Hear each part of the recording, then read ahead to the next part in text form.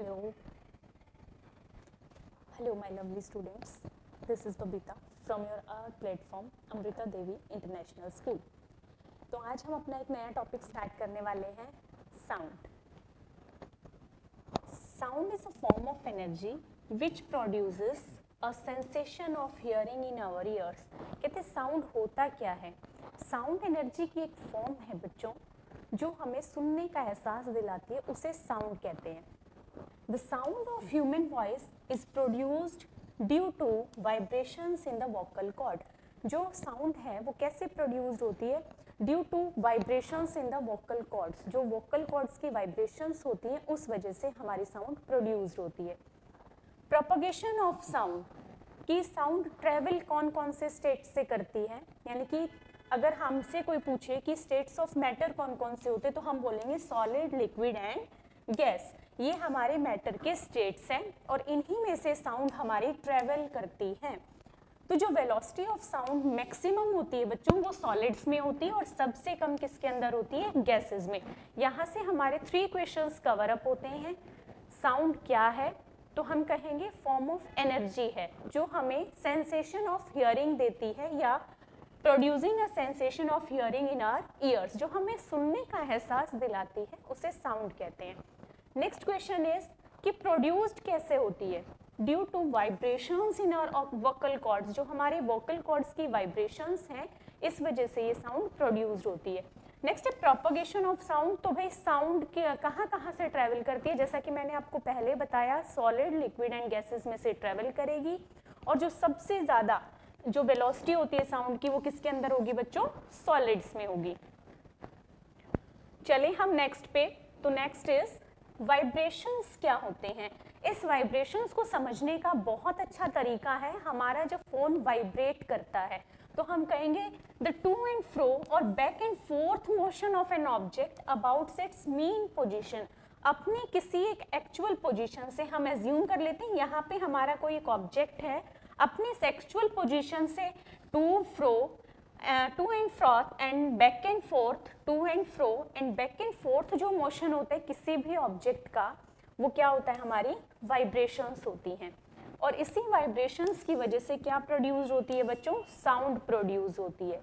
Next आता है wavelength क्या है.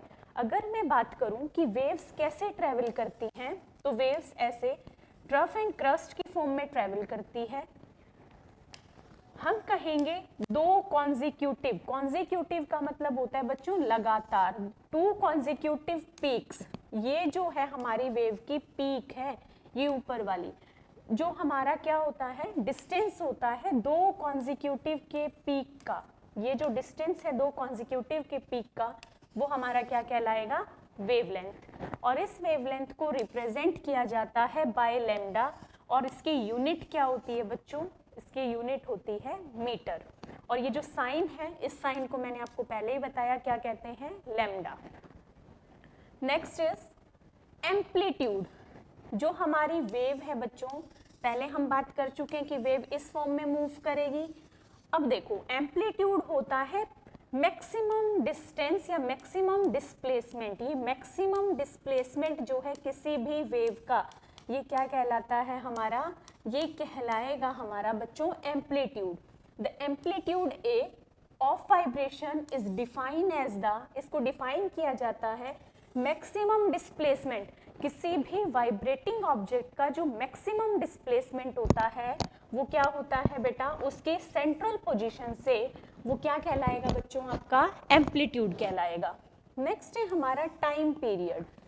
द टाइम पीरियड टी, जो टाइम पीरियड है हमारा बेटा, by vibrating object to complete one vibration. एक वाइब्रेशन को कंप्लीट होने में जितना टाइम लगा है वो हमारा क्या कहलाता है बच्चों? Time period.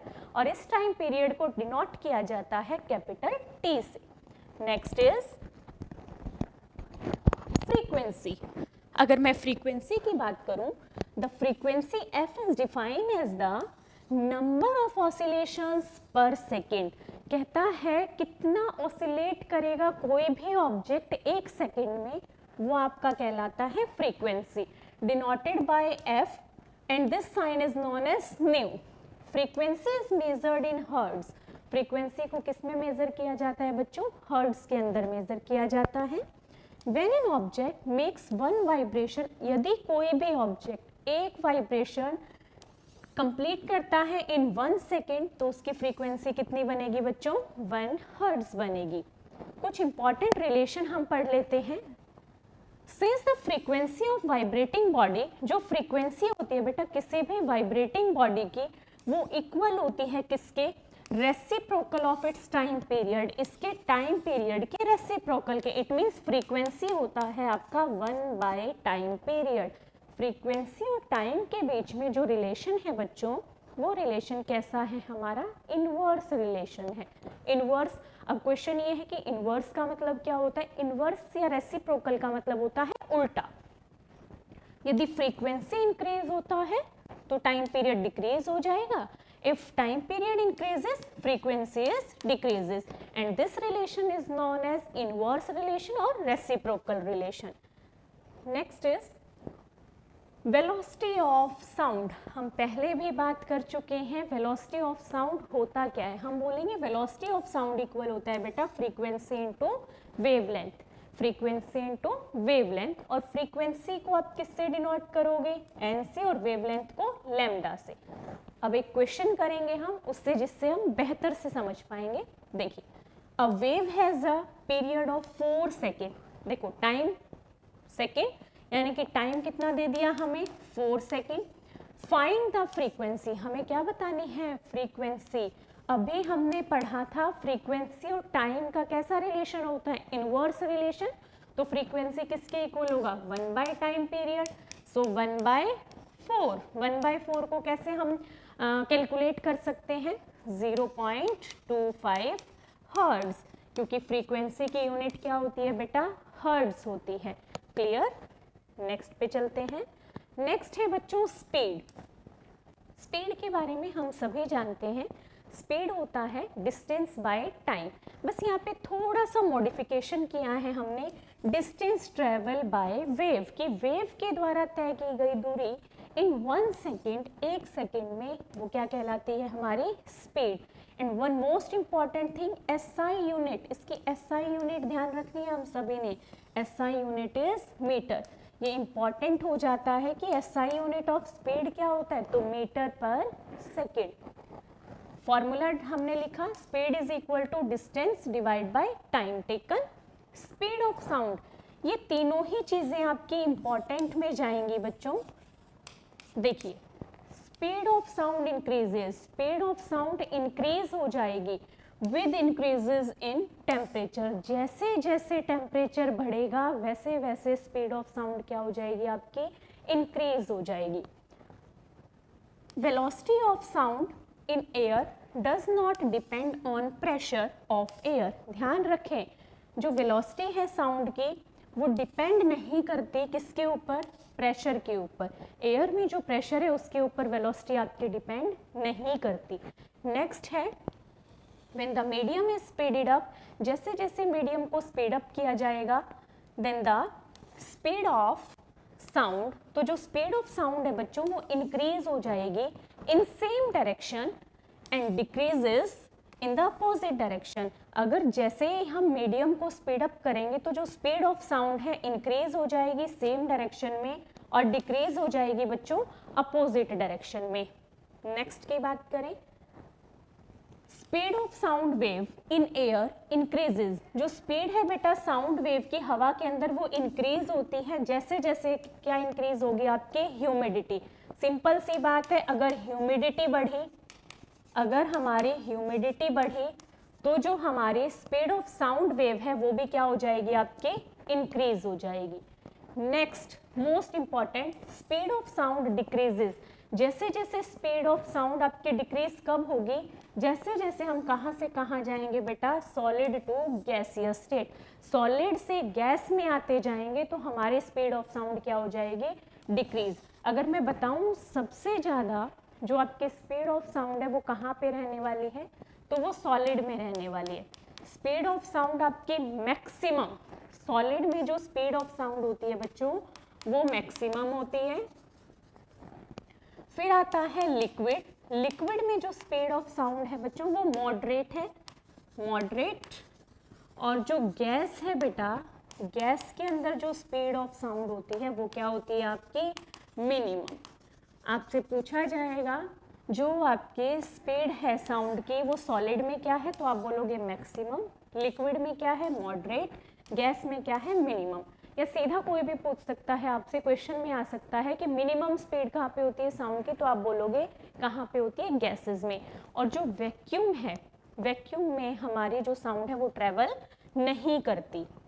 नेक्स्ट, इसके बाद की बातें हम कल करेंगे। आज के जितने भी हमने थ्योरी पढ़ी है उसके बेसिस पे अब हम कुछ क्वेश्चंस देख लेते हैं कि हमें कितना कुछ आया है, फिर हम अपने लेक्चर को वाइंड अप करेंगे और आगे की बातें कल करेंगे। चलिए अब कुछ क्वेश्चंस की तरफ चलते हैं।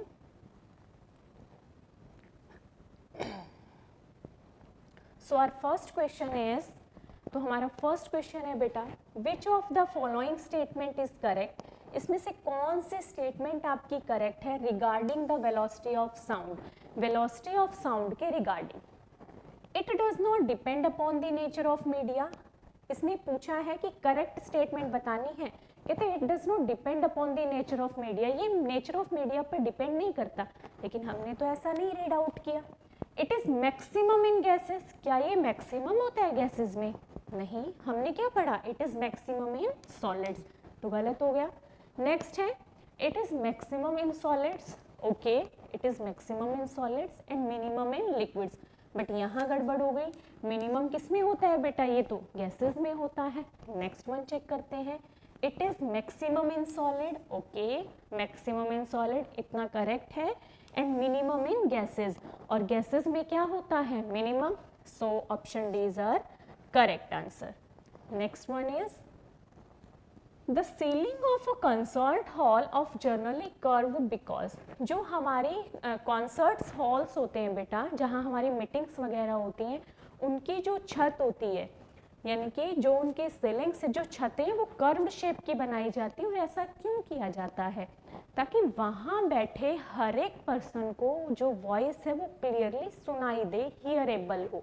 तो चलें ढूंढे अपना क्या है, they reflect the sound to the audience, बिल्कुल ठीक, ऑप्शन ए इज करेक्ट, कि भाई वहां पे भी दर्शकों तक आवाज क्या हो, रिफ्लेक्ट हो और सबको सुनाई दे। So option A is our correct answer.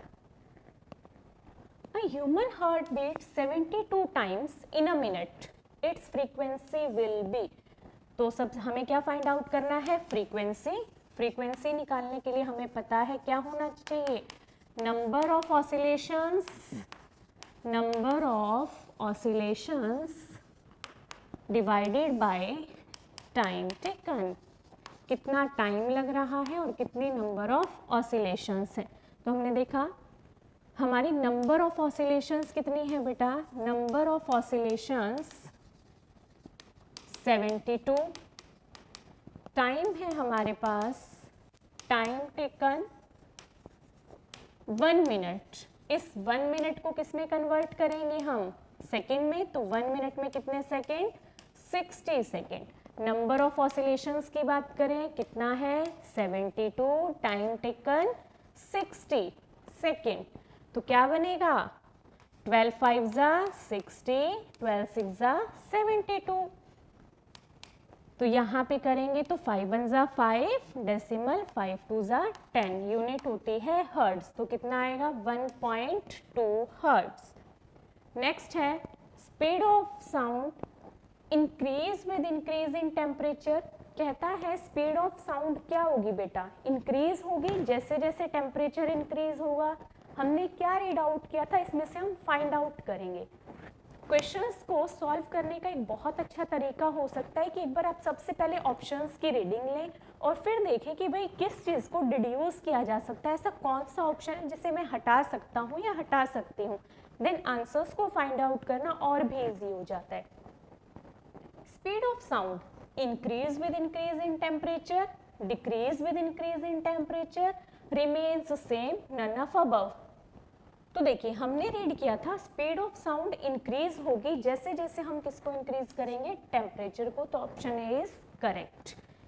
Next, velocity of sound in air does not depend on, velocity of sound of air किस पर डिपेंड नहीं करती? क्या उसकी डेंसिटी पर, क्या उसके टेम्परेचर पर, क्या उसके प्रेशर पर, या क्या उसके ह्यूमिडिटी पर? ये बात हमने रीड आउट की थी कि भाई किस पर डिपेंड नहीं करती? प्रेशर पर डिपेंड नहीं करती। Next is when a medium is speeded up, मैंने बोला था कि इंपॉर्टेंट है, when the medium is speeded up the speed of sound, जब भी मीडियम आपका स्पीड अप किया जाएगा तो स्पीड ऑफ साउंड क्या होगी? Increase in the same direction and decrease in the opposite direction. क्या इंक्रीज होगा सेम डायरेक्शन में और डिक्रीज होगा अपोजिट डायरेक्शन में? क्या सेम डायरेक्शन में डिक्रीज हो जाएगा और इंक्रीज हो जाएगा अपोजिट डायरेक्शन में? सेम रहेगा या कुछ कह नहीं सकते। तो हमने तो बहुत अच्छे से रीडिंग ली थी कि increase in the same direction and decrease in the opposite direction. Speed of sound wave in air, जो स्पीड ऑफ साउंड वेव है उसका क्या है एयर में? हवा में साउंड वेव की स्पीड क्या इंक्रीज करती है, डिक्रीज करती है, वो पढ़ेंगे। Is independent to the temperature, temperature का कोई प्रभाव नहीं है। प्रेशर इंक्रीज होती है प्रेशर के साथ, increase with increase in humidity, decrease with increase in humidity.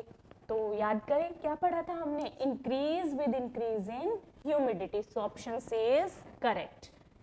Change in temperature of the medium changes, क्या होगा? मीडियम के टेम्परेचर में जब चेंज होता है तो उससे क्या बदलता है बेटा?